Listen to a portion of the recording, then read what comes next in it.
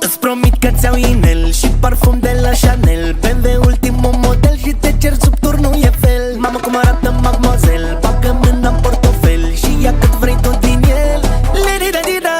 Hai mea la mințile de tot, pune degetul pe clop. Te duc pe insule top, repede la aeroport. Știu că și tu vrei să cheltuiești banii mei.